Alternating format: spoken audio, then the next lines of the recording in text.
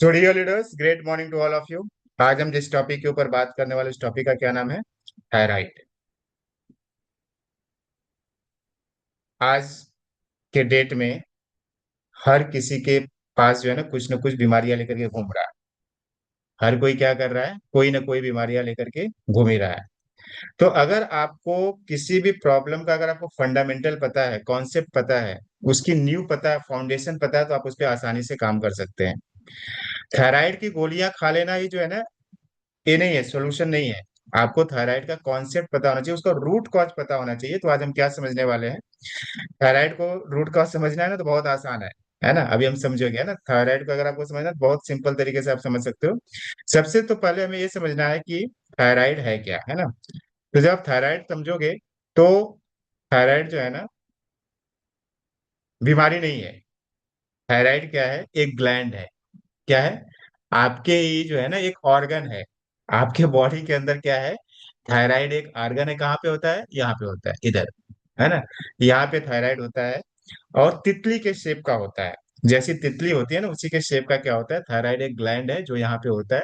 इससे कुछ hormone secrete होते हैं। कौन से हार्मोन सीक्रेट होते हैं? T3 और T4 हार्मोन सीक्रेट होते हैं।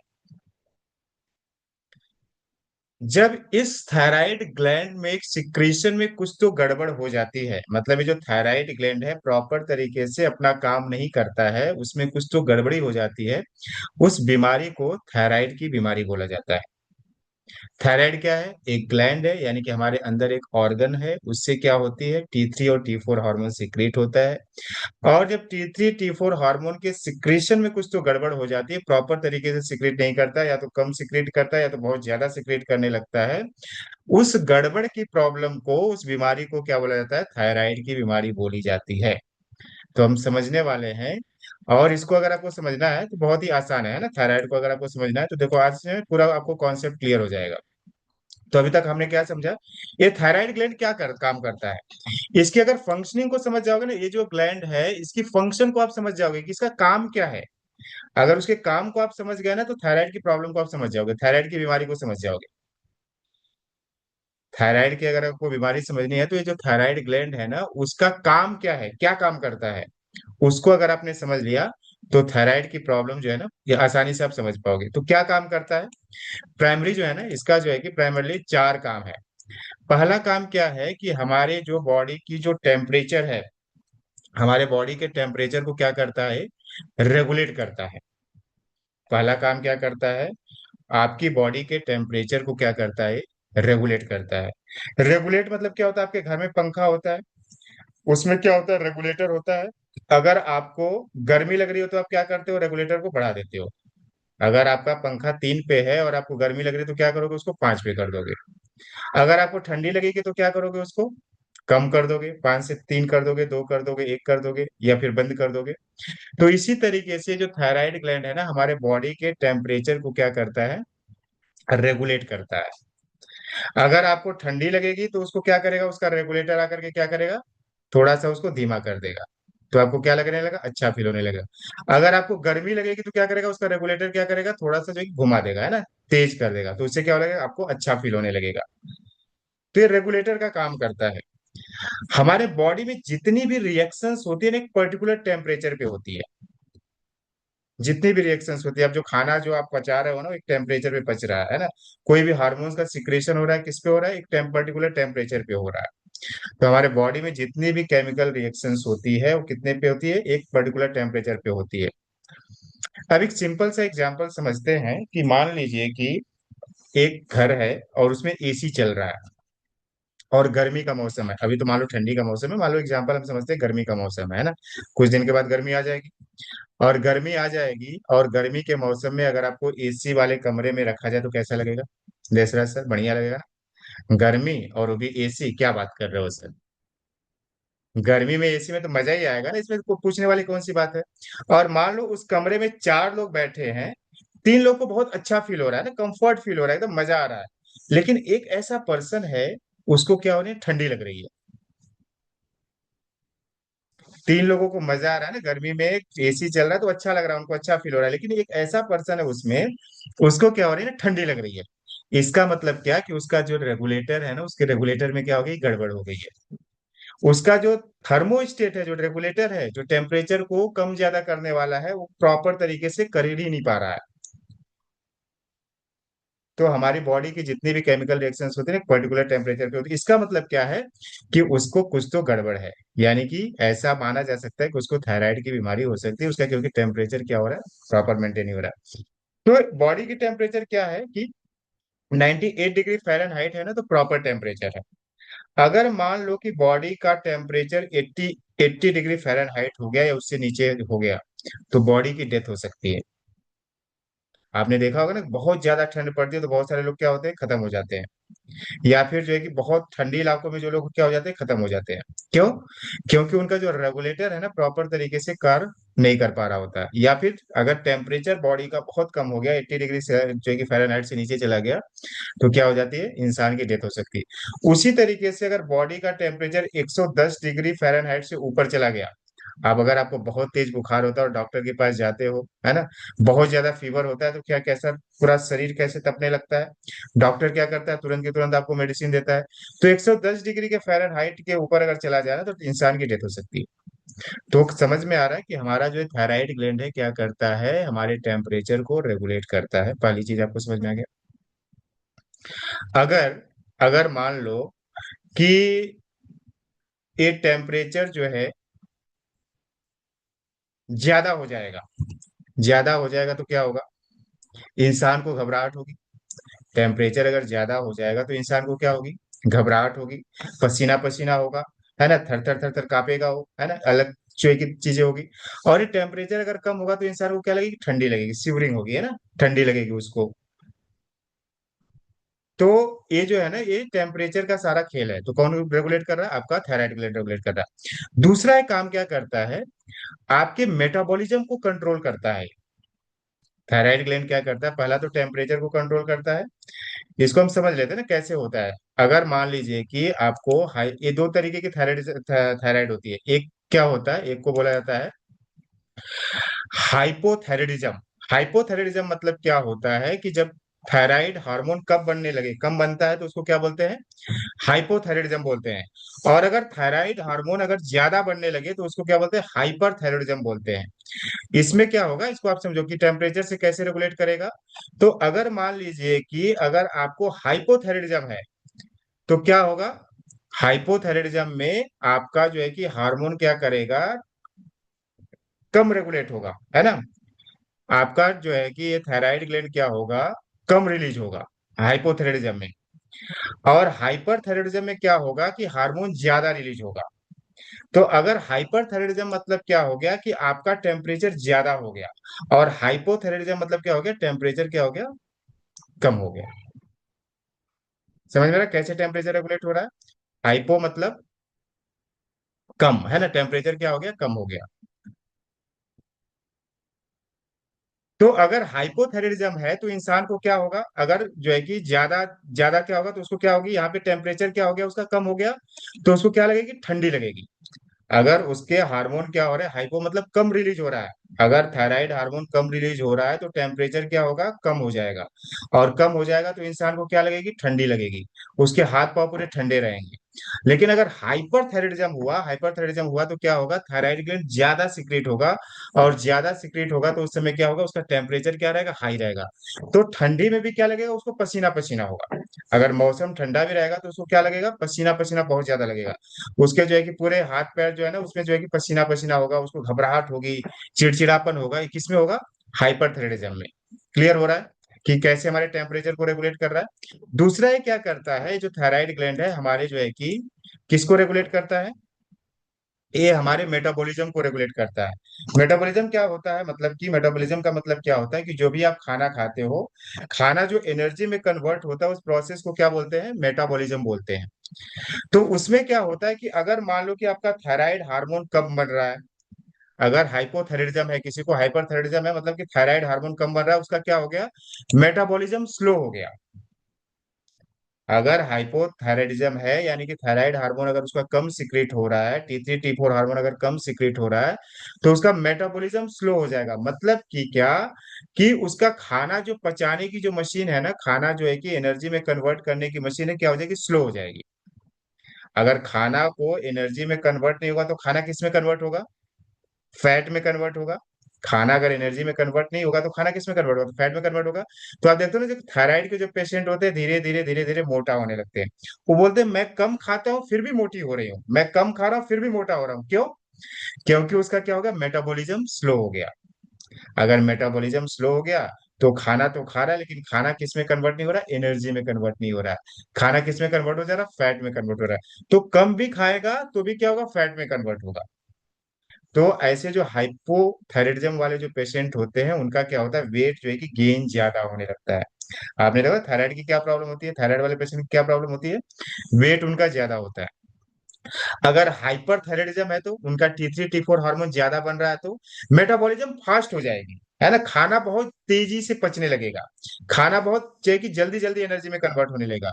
वो बोलेगा मैं खाना बहुत खाता हूँ, लेकिन फिर भी क्या होता है ना, दुबला पतला हूँ। तो आपने देखा होगा कि एक थायराइड वाले पेशेंट क्या होते हैं, बहुत मोटे होते हैं।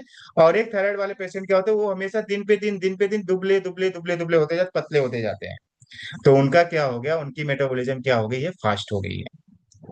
उनकी मेटाबॉलिज्म क्या हो गई है, फास्ट हो गई है। इसकी वजह से क्या हो गया है कि उनको जो है कि खाना जो भी खा रहे हैं, जो कि ज्यादा खाते हैं फिर भी उनको शरीर में खाना लगता नहीं है।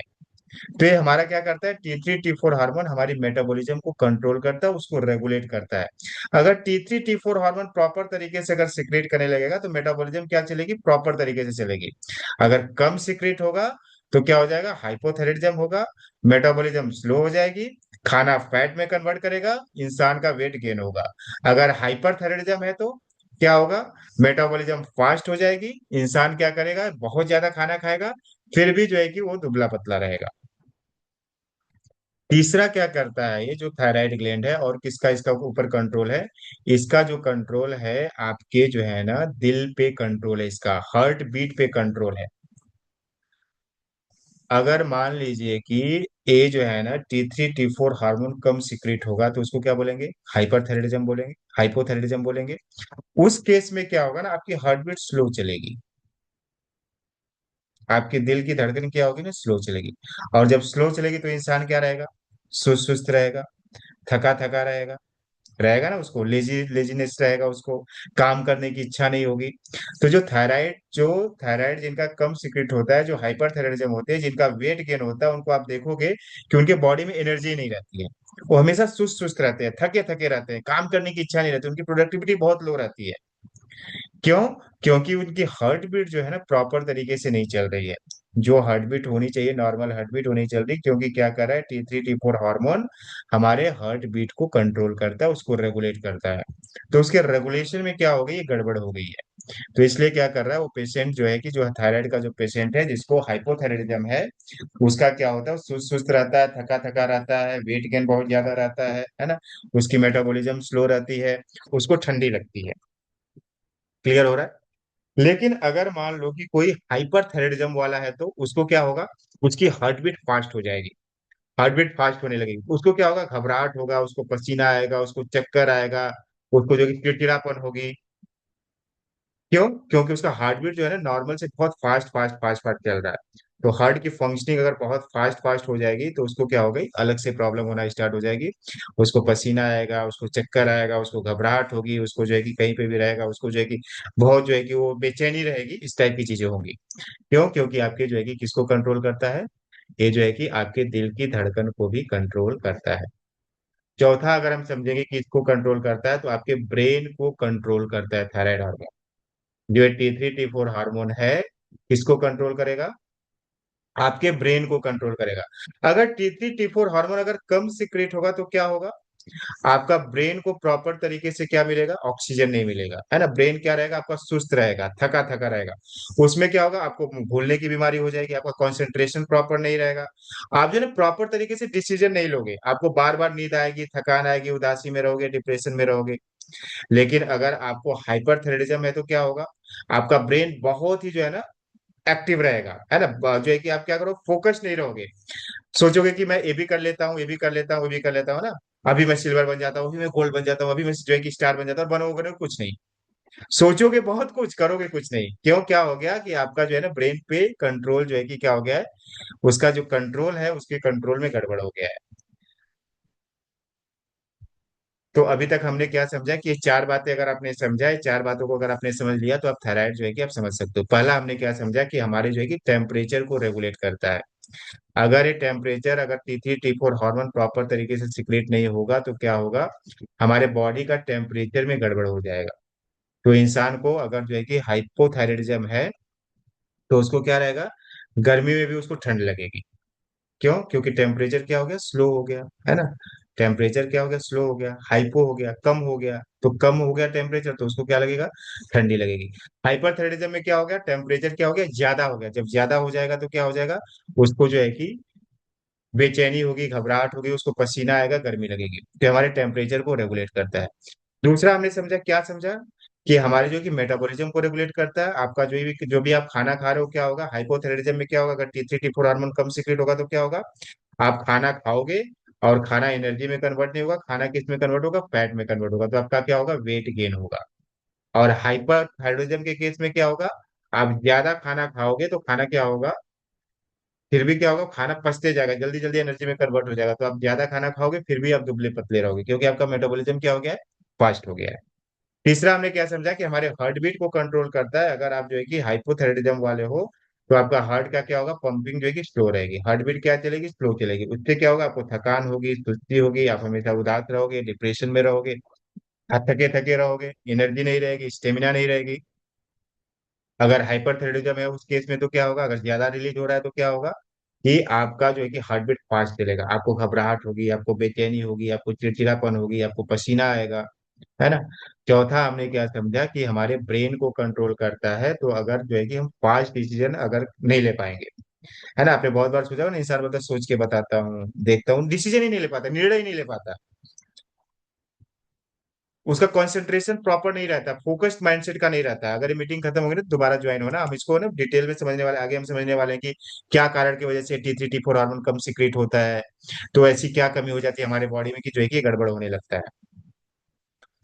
तो अगर मान लो कि उसका हाइपरथायराइडिज्म है, तो क्या होगा, वो जो है कि उसका जो है कि ब्रेन जो है कि फास्ट काम करेगा, है ना, बहुत जो है कि ज्यादा डिसीजन ले पाएगा, डिसीजन जो है कि मल्टीपल डिसीजन लेगा वो। उससे क्या होगा, उसका फोकस एक जगह नहीं रहेगा, इधर भी फोकस रहेगा, इधर भी फोकस रहेगा, इधर भी फोकस रहेगा, और आउटपुट जो है कि ज्यादा मिलता नहीं है इस केस में। तो आपका ब्रेन भी क्या होना चाहिए, प्रॉपर तरीके से काम होना चाहिए। मान लीजिए कि एक एग्जाम्पल के थ्रू समझते हैं, कि एक कंप्यूटर है आपके घर में, है ना, कंप्यूटर या लैपटॉप समझ लो। और अगर नॉर्मल थायराइड है तो स्मूथली चलेगा, और अगर उसमें पावर कम है तो क्या हो जाएगा, कंप्यूटर स्लो हो जाएगा, बार बार हैंग होने लगेगा। मतलब हाइपोथायराइडिज्म है तो क्या है, इसका मतलब कि उसमें पावर कम हो गया है, कंप्यूटर स्लो चलेगा, बार बार हैंग चलेगा। और हाइपरथायराइडिज्म है तो क्या होगा, कंप्यूटर बहुत ही जो है कि फास्ट चलेगा, ओवर हीट हो जाएगा और क्रैश हो जाएगा। ये प्रॉब्लम ना बच्चों में भी आजकल हो रही है ना, ये जो प्रॉब्लम है बच्चों में भी, अगर थायराइड की प्रॉब्लम है, उनका ब्रेन प्रॉपर तरीके से क्या होता है, डेवलप नहीं होता है, और उसमें सीखने की क्षमता और बुद्धि पे असर पड़ता है। तो ये आजकल बच्चों में भी ये प्रॉब्लम हो रही है। तो अगर थायराइड के, अगर आपको लक्षण पता करना है कि हाइपोथायराइडिज्म में क्या होता है, तो हाइपो में मतलब क्या, कि कम थायराइड जो है कि सिक्रेट हो रहा है, T3 T4 हार्मोन कम बन रहा है बॉडी में। तो थकान रहेगी, कमजोरी रहेगी, वजन बढ़ा हुआ रहेगा, ठंड अधिक लगेगी। ठंड अधिक क्यों लगेगी, क्योंकि टेम्परेचर का क्या हो गया, रेगुलेटर कम हो गया, टेम्परेचर क्या हो गया, कम हो गया। कब्ज की समस्या रहेगी, कब्ज की समस्या क्यों रहेगी, क्योंकि क्या हो रहा है, मेटाबॉलिज्म जो है कि स्लो हो गया है। मेटाबॉलिज्म स्लो हो गया तो खाना प्रॉपर तरीके से पच नहीं रहा, पच नहीं रहा तो क्या होगा, डाइजेशन की प्रॉब्लम होगी। त्वचा में रूखापन और बालों का झड़ना रहेगा ना, त्वचा क्या रहेगी, हमेशा जो है कि रूखी रूखी रहेगी। चेहरों और पैरों में क्या रहेगी, सूजन रहेगी, याददाश्त और एकाग्रता की समस्या रहेगी। क्यों रहेगी, आपको समझ में आ रहा है ना, क्योंकि क्या कर रहा है, ब्रेन को कंट्रोल कर रहा है। और फीमेल में क्या होता है, पीरियड में की प्रॉब्लम होती है। अगर हाइपर थायराइडिज्म है, तो अगर हार्मोन अगर ज्यादा बन रहा है, तो दिल की धड़कन तेज हो जाएगी। क्यों? इसको पाल्पिटेशन बोलते हैं, मेडिकल टर्म में इसको क्या बोलते हैं, अगर दिल की धड़कन बहुत तेज हो रही, फास्ट हो रही, तो उसको क्या बोलते हैं, पाल्पिटेशन बोलते हैं। इसमें क्यों हो रही है, क्योंकि क्या कर रहा है, आपके हार्ट को कंट्रोल करता है। वजन कम क्यों होगा, क्योंकि मेटाबॉलिज्म क्या हो गई, फास्ट हो गई। चिड़चिड़ापन और उसको नींद नहीं आएगी, हाथों में हमेशा कंपन रहेगी, पसीना उसको अधिक अधिक आएगा, और भूख ज्यादा लगेगी, और ज्यादा खाएगा, और ज्यादा कहाँ जाएगा, दस्त हो जाएगा। इतना क्लियर हुआ सभी लोगों को। अब हम समझते हैं कि ऐसी क्या बातें होती है जिसके वजह से जो है कि क्या चीजें जो इंपॉर्टेंट है इसको थायराइड के लिए, थायराइड के लिए क्या क्या इंपॉर्टेंट चीजें हैं, तो इसको हम समझते हैं, है ना। अगर आपको क्या क्या न्यूट्रिएंट्स की जरूरत होती है T3 T4 हार्मोन के प्रोडक्शन के लिए, जो T3 T4 हार्मोन है, जो थायराइड हार्मोन है, उसके प्रोडक्शन के लिए कौन कौन से न्यूट्रिएंट्स की जरूरत पड़ती है। तो सबसे पहला न्यूट्रिएंट्स क्या है, आयोडीन। आयोडीन क्या है, आयोडीन क्या है? मिनरल्स है। यानी कि अगर आपके बॉडी में मिनरल्स की कमतरता है, कौन से मिनरल की कमतरता है? अगर आपके बॉडी में आयोडीन की कमतरता है, आयोडीन प्रॉपर तरीके से नहीं है आपके बॉडी में, उसका बैलेंस प्रॉपर नहीं है, तो क्या होगा कि आपको थायराइड की प्रॉब्लम हो सकती है। क्योंकि ये क्या है ना, T3 T4 हार्मोन का रॉ मटेरियल है। जैसे आप कच्ची सब्जी लेकर के आते हो, उसी तरीके से आयोडीन क्या है, कच्ची सब्जी की तरह काम करता है। उसको फिर पकाते हो, फिर आप खाते हो। तो T3 T4 हार्मोन का रॉ मटेरियल कौन सा है? आयोडीन है। अगर आयोडीन का बैलेंस प्रॉपर तरीके से आपके बॉडी में नहीं है, तो थायराइड जो है कि उसकी प्रॉब्लम हो सकती है, थायराइड की बीमारी हो सकती है। दूसरा जो मिनरल है उसको क्या बोलते हैं? सेलेनियम बोलते हैं। दूसरा मिनरल क्या है? अगर बॉडी में सेलेनियम की कमतरता है या सेलेनियम प्रॉपर तरीके से बैलेंस अमाउंट में नहीं है, तो T4 को जो है कि T3 में कन्वर्ट करने में जो है कि मेन काम आता है। T4 को T3 में बदलने में किसका काम आता है? सेलेनियम का काम आता है। तो अगर सेलेनियम प्रॉपर तरीके से अगर आपके बॉडी में नहीं है, उसकी कमतरता है, तो क्या होगा? T4 जो है कि T3 में कन्वर्ट नहीं कर पाएगा, और फिर क्या होगी? आपको थायराइड की प्रॉब्लम हो जाएगी। तीसरा जो मिनरल है वो क्या है? जिंक है। अगर जिंक की कमतरता है तो भी क्या होगा? प्रॉपर तरीके से देखिए थायराइड का हार्मोन का प्रोडक्शन नहीं होगा, और थायराइड हार्मोन का प्रोडक्शन नहीं होगा तो प्रॉपर तरीके से क्या होगा? आपकी जो उसकी फंक्शनिंग है प्रॉपर तरीके से नहीं होगी। चौथा जो मिनरल है वो क्या है? आयरन। आयरन भी बहुत क्या है? इंपॉर्टेंट है किसके लिए? आपके जो है कि थायराइड ग्लैंड के लिए। तो आयोडीन, सेलेनियम, जिंक और आयरन ये क्या है? मिनरल्स हैं। कौन कौन से मिनरल्स की जो है कि कमतरता की वजह से, कौन कौन सी मिनरल्स के जब बैलेंस नहीं रहता तो थायराइड हार्मोन का जो है कि वो होता है, प्रॉब्लम होती है? पहला है आयोडीन, दूसरा है सेलेनियम, तीसरा है जिंक, और चौथा क्या है? आयरन। तो ये चार मिनरल्स की अगर आपके बॉडी में प्रॉपर तरीके से बैलेंस नहीं है, आपका जो खान पान है उसमें प्रॉपर तरीके का आप इंटेक नहीं ले रहे हो, तो थायराइड हार्मोन की प्रॉब्लम होगी। T3 T4 हार्मोन क्या होगा? प्रॉपर तरीके से सिक्रिएट नहीं करेगा। जब T3 T4 हार्मोन प्रॉपर तरीके से सिक्रिएट नहीं करेगा, तो जो हमने चार काम उसके समझे थे, वो चार काम के फंक्शनिंग में क्या होगा? इफेक्ट होगा। अब उसमें एक और चीज होती है, क्या होता है? प्रोटीन। इसको क्या बोलते हैं? टैरोसिन। टैरोसिन क्या है? प्रोटीन है, एमिनो एसिड है। तो टेरोसिन नाम का अगर एमिनो एसिड अगर आपके बॉडी में प्रॉपर तरीके से उसका फॉर्मेशन नहीं हो रहा है, प्रोडक्शन नहीं हो रहा है, ये किस लिए काम में आता है? जो है कि प्रॉपर जो है कि रॉ मटेरियल की तरह काम करता है। T3 T4 हार्मोन का दूसरा रॉ मटेरियल है। पहला रॉ मटेरियल क्या है? आयोडीन, और दूसरा रॉ मटेरियल क्या है? टेरोसिन, है ना? अगर ये टेरोसिन ही नहीं रहेगा आपके बॉडी में, प्रोटीन नहीं रहेगी, एमिनो एसिड नहीं रहेगी, तो T3 T4 हार्मोन का क्या होगा? प्रोडक्शन ही नहीं होगा। क्योंकि क्या है? आयोडीन रॉ मटेरियल, और दूसरा क्या है? टेरोसिन भी क्या है? Raw material. टेरोसिन मतलब क्या है? कि प्रोटीन है, ये प्रोटीन का एक नाम है ना? तो अगर इसकी कमतरता है, प्रॉपर तरीके से आपके बॉडी में फॉर्मेशन नहीं हो रहा, आप इसका इंटेक नहीं कर रहे हो, तो क्या होगा? थायराइड हार्मोन की प्रॉब्लम जो है कि हो जाएगी, प्रॉपर तरीके से सिक्रेट नहीं होगा। और चौथा है विटामिन डी। विटामिन डी का अगर इसको हम पूरा अगर ये समझे, तो अगर पूरा इसका सारांश समझे, तो सारांश क्या है? कि आपके बॉडी में, और विटामिन ए बी कॉम्प्लेक्स है ना, विटामिन B2, विटामिन B6 और vitamin B12, vitamin D, vitamin B2, vitamin B6 और विटामिन B12। विटामिन बी ए क्या है? तो ये पूरा हमने क्या समझा कि अगर मिनरल की कमी है, अगर विटामिन की कमी है, और प्रोटीन की कमी है। अगर हमारे खाने से प्रोटीन, विटामिन, मिनरल, अगर कार्बोहाइड्रेट कहीं लिखा हुआ है क्या? कार्बोहाइड्रेट कहीं लिखा है क्या? नहीं लिखा है ना? अगर आपके शरीर में प्रोटीन की, विटामिन की, मिनरल की अगर आपको कमतरता है, तो थायराइड हार्मोन का प्रोडक्शन प्रॉपर तरीके से नहीं होगा। लेकिन हम खाना कौन सा खाते हैं? हमारे खाने में क्या होता है? ज्यादातर सवेरे से लेकर के रात तक कार्बोहाइड्रेट्स होता है। तो ये कार्बोहाइड्रेट्स का हम केवल इंटेक करते रहते हैं, लेकिन हम प्रोटीन, विटामिन, मिनरल्स की तरफ हमारा ध्यान नहीं है।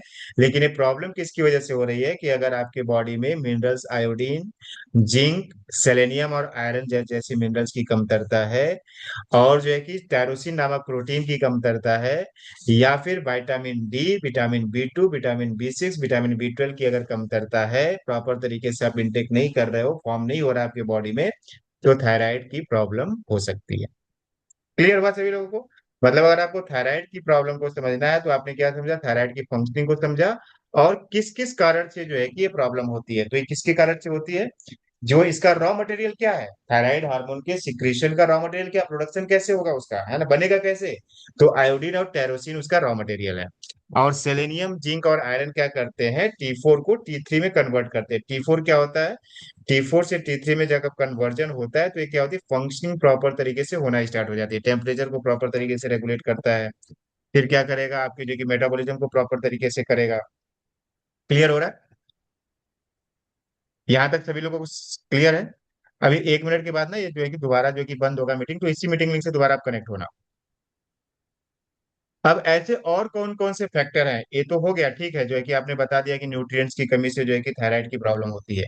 न्यूट्रिएंट्स के अलावा और कौन कौन से फैक्टर्स होते हैं, इसको भी हमें समझना क्या है, जरूरी है। अभी पहला आपने क्या समझा कि अगर आप प्रॉपर तरीके से, अगर आप बैलेंस डाइट नहीं ले रहे हो, अगर आपके खाने की थाली में केवल कार्बोहाइड्रेट से सवेरे से लेकर के अगर आप रात तक कार्बोहाइड्रेट ही खा रहे हो, खा रहे हैं ना, सवेरे से लेकर के रात तक कार्बोहाइड्रेट्स। सवेरे हम चाय पीते हैं तो कार्बोहाइड्रेट्स है। फिर उसके बाद हम क्या खाते हैं, नाश्ता करते हैं तो रोटी और सब्जी क्या है, कार्बोहाइड्रेट्स है। रोटी में कार्बोहाइड्रेट्स है, सब्जी में अगर आलू है तो कार्बोहाइड्रेट्स है। फिर दोपहर में आप रोटी सब्जी दाल चावल खा रहे हो तो रोटी क्या है, कार्बोहाइड्रेट है, चावल क्या है, कार्बोहाइड्रेट्स है। और जो है कि सब्जी में आलू है तो कार्बोहाइड्रेट है। थोड़ा सा प्रोटीन, आपने दाल में 1 कटोरी दाल ले लिया तो वो प्रोटीन है ना, वो भी जो है कि कुकर में जल के बाद जो है कि उसका बहुत सारा प्रोटीन निकल जाता है। इवनिंग में फिर से आप चाय पीते हो तो चाय में क्या है, शक्कर है। शक्कर है तो क्या है, कार्बोहाइड्रेट्स है, पूरा का पूरा कार्बोहाइड्रेट्स है। वो किस में कन्वर्ट होता है, ग्लूकोज में कन्वर्ट होता है। रात में आप रोटी और सब्जी खाते हैं, 90% घरों में तो यही खाना होता है ना, रोटी और सब्जी खाते हैं। तो क्या है, वो कार्बोहाइड्रेट है। फिर मीटिंग खत्म होने के बाद आप क्या करना, दोबारा कनेक्ट होना, तो हम आगे वाला पार्ट हम समझने वाले हैं कि और कौन कौन से फैक्टर है न्यूट्रिएंट्स के अलावा, बैलेंस डाइट के अलावा, और कौन से फैक्टर है जो थायराइड हार्मोन की प्रॉब्लम को क्रिएट करता है, और फिर इसका क्या सोल्यूशन है, हम कैसे इसको ठीक कर सकते हैं, ये भी हम समझने वाले हैं। तो ये मीटिंग खत्म होगी, दोबारा मीटिंग को ज्वाइन करना, तभी आप आगे की चीजों को समझ पाओगे। आधी अधूरी जानकारी क्या रहेगी, गड़बड़ कर दिया ना, सेहत को हानिकारक हो जाएगी ना। आधा समझोगे, अधूरा समझोगे, करोगे कुछ